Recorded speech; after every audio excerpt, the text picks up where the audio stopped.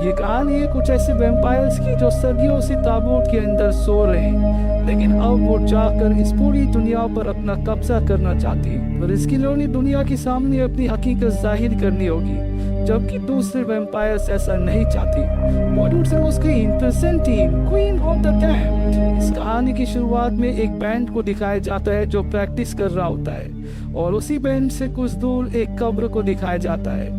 इस कब्र के अंदर लेस्ट्रेड कई सालों से सो रहा है।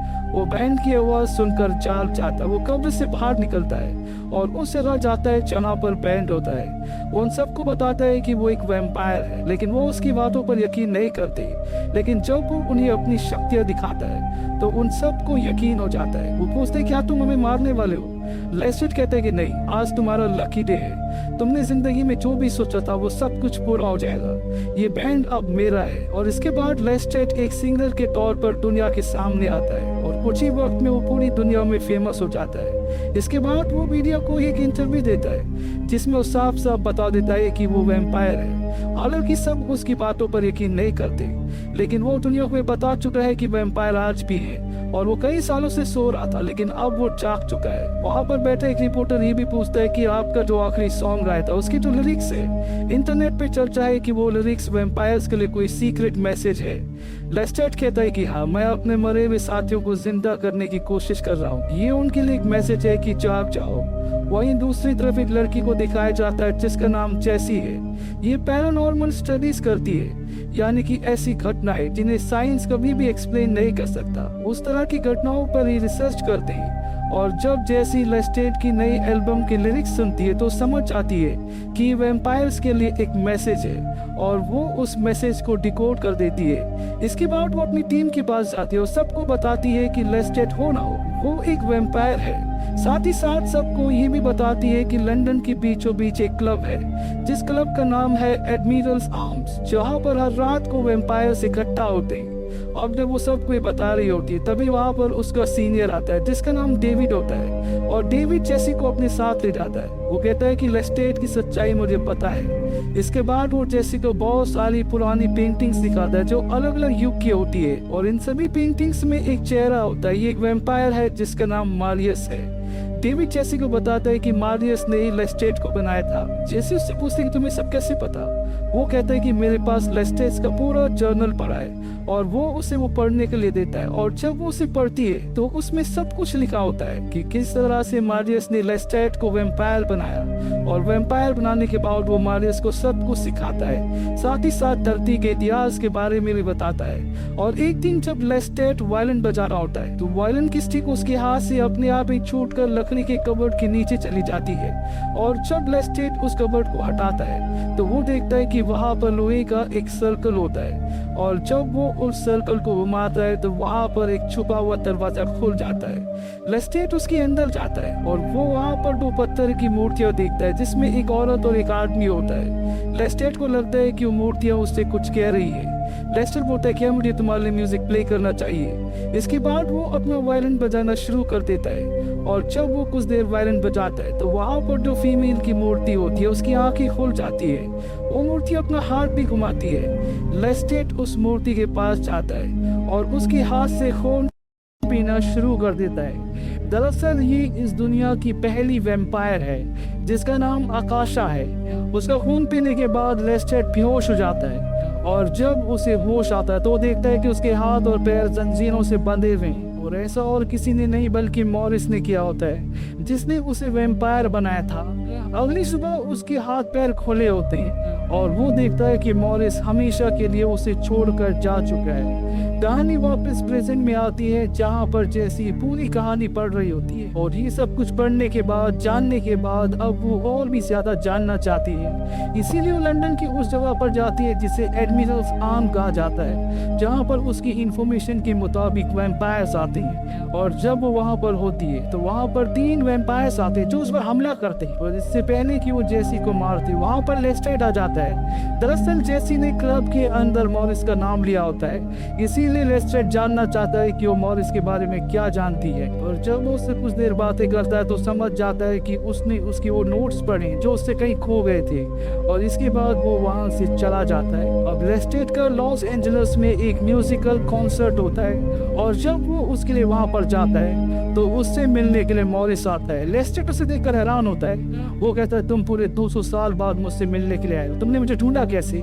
मॉरिस कहता है कि मैंने तुम्हें बनाया है, तुम्हें ढूंढना मेरे लिए कोई बड़ी बात नहीं थी। मॉरिस उसे अवेयर करता है कि जिस तरह वो पब्लिकली सबको बताता है कि वो एक वैम्पायर है, इससे दूसरे वैम्पायर्स खुश नहीं है, वो उसे मारना चाहते हैं। और साथ ही साथ वो उसे ये भी बताता है कि उसका जो नया गाना आया था, उस गाने में जो म्यूजिक है उसने आकाशा को जगा दिया है। यानी कि आकाशा भी अब इस दुनिया में आ चुकी है, जो कि पत्थर की मूर्ति थी जिसके हाथ से आज से कई 100 साल पहले लेस्ट्रेट ने रक्त पिया था। यहाँ पर मॉरिस उसे कहता है कि तुम्हें अपने इस कॉन्सर्ट को कैंसिल करना पड़ेगा, लेकिन लेस्ट्रेट ऐसा करने से मना कर देता है। वहीं दूसरी तरफ उस क्लब में जहाँ पर सारे वैम्पायर्स आते हैं, जिसका नाम एडमिरल्स आर्म्स है, वहाँ पर आकाशा जाती है क्योंकि वो लेस्ट्रेट को ढूंढ रही होती है। वहाँ पहुँचने के बाद उसे पता चलता है कि यहाँ पर जितने भी वैम्पायर्स हैं वो सब के सब लेस्ट्रेट को मारना चाहते हैं, इसीलिए वो वहाँ पर सभी वैम्पायर्स को मार देती है। वहीं अब लॉस एंजलिस में जहाँ पर लेस्ट्रेट का शो होना है, वहाँ पर जैसे भी पहुँच जाती है और उसके पास जो उसका जर्नल होता है, यानी कि उसकी पूरी डिटेलिंग वाली किताब, वो उसे वापस लौटा देती है। लेस्ट्रेट उससे पूछता है कि तुम क्या चाहती हो? वो लेस्ट्रेट को बताती है कि मैं भी तुम्हारी तरह बनना चाहती हूँ, ताकि हमेशा तुम्हारे साथ रह सकूँ, और जो कुछ भी मैं आज तक नहीं जान पाई, जो मैं जानना चाहती हूँ, वो सब कुछ मैं जान सकूँ। लेस्ट्रेट उसे कहता है कि शायद तुम्हें अभी वैम्पायर्स की सच्चाई नहीं पता, और वो उसे अपने साथ बाहर ले जाता है जहाँ पर पार्क की बेंच पर एक लेडी बैठी होती है। लेस्ट्रेट उसके पास जाता है और उसकी गर्दन पर अपने दांत गड़ाकर उसका खून पी जाता है। जैसी इस बात से पूरी तरह से डर जाती है, लेस्ट्रेट उसके पास जाता है, उससे पूछता है कि तुम अब भी हमारी तरह बनना चाहती हो?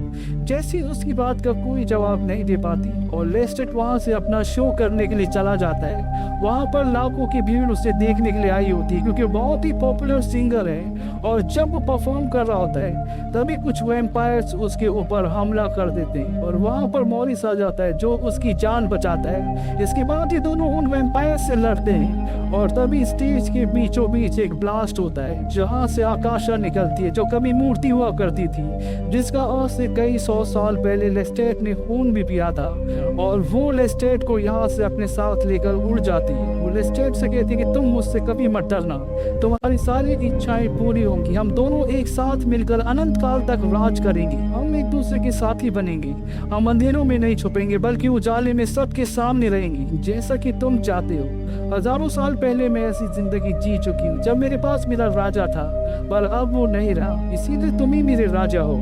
और इसके बाद ये दोनों के दोनों एक दूसरे का रक्त पीते हैं, एक दूसरे के साथ समय व्यतीत करते हैं, जिससे लेस्ट्रेट पूरी तरह से उसके काबू में होता है। पर आकाशा का रक्त पीने के बाद वो पहले से भी ज्यादा शक्तिशाली हो गया है। साथ ही साथ वो धूप की रोशनी में भी जा सकता है, जो कि दूसरे वैम्पायर्स नहीं कर सकते। वहीं जैसी को दिखाया जाता है जो आज कई सालों के बाद अपनी आंट के घर पर आई है। ये घर बार बार उसे सपनों में आता है, और तभी उसकी आंट वहाँ पर आती है। वो आज भी उतनी जवान होती है जितना आखिरी बार बचपन में जैसी ने उन्हें देखा था, और वो जैसी को बताती है कि जब आकाशा मुझे अपने साथ ले गई थी उसने मुझे वैम्पायर बनाया, उससे पहले मैं एक बच्चे को जन्म दे चुकी थी, और मेरे बच्चे का आगे चलकर जो भी परिवार बना वो सब के सब इंसान थे, और तुम भी उन्हीं में से एक हो। और इसके बाद वो अपनी फैमिली ट्री को जैसी को दिखाती है। अब यहाँ पर और भी वैम्पायर्स आ जाते हैं, जैसे कि आंट उन सबको कहती है कि अगर हमें इंसानों की इस दुनिया को बचाना है तो हमें किसी भी तरह से आकाशा को खत्म करना होगा।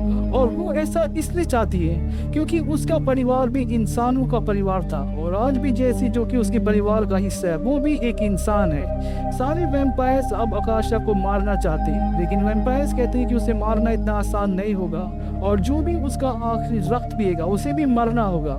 और तभी यहाँ पर आकाशा आ जाती है, उसके साथ लेस्ट्रेट भी होता है जो पूरी तरह से उसके काबू में होता है और पहले से बहुत ज्यादा शक्तिशाली होता है। ये सारे वैम्पायर्स आकाशा के आगे झुकने से, उसका साथ देने से मना कर देते हैं। वो कहते हैं कि इंसान सिर्फ एक जानवर है, वो हमारा खाना है, हम सब के सब अमर है, उन्हें हमारे आगे झुकना ही होगा। और इसके बाद वो लेस्ट्रेट को बोलती है कि अगर तुम मुझसे प्यार करते हो तो तुम्हें साबित करना होगा, जाओ जैसी को मार दो। लेस्ट्रेट जैसी को मारने के लिए आगे बढ़ता है। जैसी की आंट उसे बचाना चाहती है, लेकिन आकाशा अपनी शक्ति से उसे उसे दूर फेंक देती है। जेसी अपनी आंट से कहती है कि आप मेरी चिंता मत करो क्योंकि मैं खुद ये चाहती थी। और इसके बाद लेस्टेट जेसी का खून पीना शुरू कर देता है। जेसी पूरी तरह से अचेत हो जाती है। लेस्टेट उसे छोड़कर एक बार फिर से आकाशा के पास जाता है और वो कहता है कि मेरा क्लाउन मुझे चाहिए, अब मैं राजा बनना चाहता हूँ। आकाशा कहती है कि तुम बिल्कुल एक राजा की तरह बात कर रहे हो और वो अपना हाथ उसके सामने कर देती है जिससे लेस्टेट उसका रक्त पीना शुरू कर देता है। और जब वो उसका रक्त पी रहा होता है तो आकाशा उसे मना करती है क्योंकि उसने काफी रक्त पी लिया होता है। और तभी लेस्टेट बाकी के वैम्पायर्स को इशारा करता है ताकि वो उस पर हमला कर दे। दरअसल जब लेस्टेट ने जेसी का रक्त पिया था तो वो आकाशा की मदहोशी से जो उसे उसका रक्त पीने के बाद चल गई थी उससे पूरी तरह से बाहर आ गया था। इसीलिए अब वो भी आकाशा को खत्म करना चाहता है और अब सारे के सारे वैम्पायर्स एक साथ आकाशा के ऊपर हमला कर देते हैं। उसका काफी रक्त निकल चुका होता है इसीलिए वो पहले से कमजोर हो चुकी है। हालांकि वो अपनी शक्ति से एक वैम्पायर को धूप में फेंक देती है जिससे वहीं पर जल जाता है। इसके बाद वो एक और वैम्पायर के साथ ऐसे ही करती है और वो वैम्पायर आकाशा का काफी रक्त पी चुकी होती है इसीलिए धूप में उसका शरीर नहीं जलता और एक बार फिर से वो उस पर हमला कर देती है। यहाँ पर सभी वैम्पायर्स उसका काफी रक्त पी चुके होते हैं और अब लेस्टेट आता और वो उसका रक्त पीकर उसे पूरी तरह से खत्म करना चाहता है। और तभी जैसे कि आंट मेहरिट उसे रोकती है और वो खुद उसका रक्त पीना शुरू कर देती है। वो उसका पूरा रक्त पी लेती है और इसके बाद दिखाया जाता है कि आकाशा का शरीर राख बनकर उड़ना शुरू हो जाता है यानी कि वो खत्म हो चुकी है। और जैसे कि आंट मेहरिट जिसने उसका आखिरी रक्त पिया था अब वो पत्थर की एक मूर्ति बन चुकी जैसे कभी आकाशा थी। वॉरिस कहता है कि जिंदा है, ये मरी नहीं है, ये गहरी नींद में है और अब ये क्वीन ऑफ डैम्ड है। वही लेस्टेट जेसी जो कि पूरी तरह से अचेत होती है उसे अपना रक्त पिलाता है जिससे वो एक बार फिर से जिंदा हो जाती है। पर अब वो इंसान नहीं बल्कि वो भी एक वैम्पायर बन चुकी है जैसा कि वो चाहती थी। और अंत में दिखाया जाता है कि जेसी और लेस्टेट ये दोनों के दोनों लाइब्रेरी में डेविड के पास जाते हैं और उसे लेस्टेट का वो जर्नल वापस करते हैं जो कभी डेविड ने जेसी को दिया था जिसमें लेस्टेट के पूरे इतिहास के बारे में लिखा हुआ है। डेविड जानता है कि अब जेसी भी एक वैम्पायर बन चुकी है। वो उससे पूछता है कि तुम कैसे एक्सपीरियंस कर रही हो। जैसे उससे मजाक में कहती है कि तुम ये एक्सपीरियंस करना चाहोगी, यानी कि वो उसे वैम्पायर बनने के लिए ऑफर कर रही होती है। डेविड कहता है कि इसके लिए मेरी उम्र काफी ज्यादा हो चुकी है। जेसी उसे बाय कहकर वहां से लेस्टेट के साथ निकल जाती है और ये दोनों के दोनों हाथों में हाथ डालकर रात के अंधेरे में एक दूसरे के साथ घूम रहे हैं। यानी कि लेस्टेट और जेसी जो दोनों अमर है ये हमेशा एक दूसरे के साथ है। और इसी के साथ ये फिल्म ये कहानी यहीं पर खत्म हो जाती है। ये मूवी ईयर 2002 में रिलीज हुई थी। IMDb पर इसकी रेटिंग है 5.3। इस मूवी का बजट था $35 मिलियन और बॉक्स ऑफिस पर इसने कमाई की थी $45 मिलियन की। हालांकि ये movie interview with the vampire का सेकंड पार्ट है लेकिन ये फर्स्ट पार्ट से किसी भी तरह से कनेक्टेड नहीं है।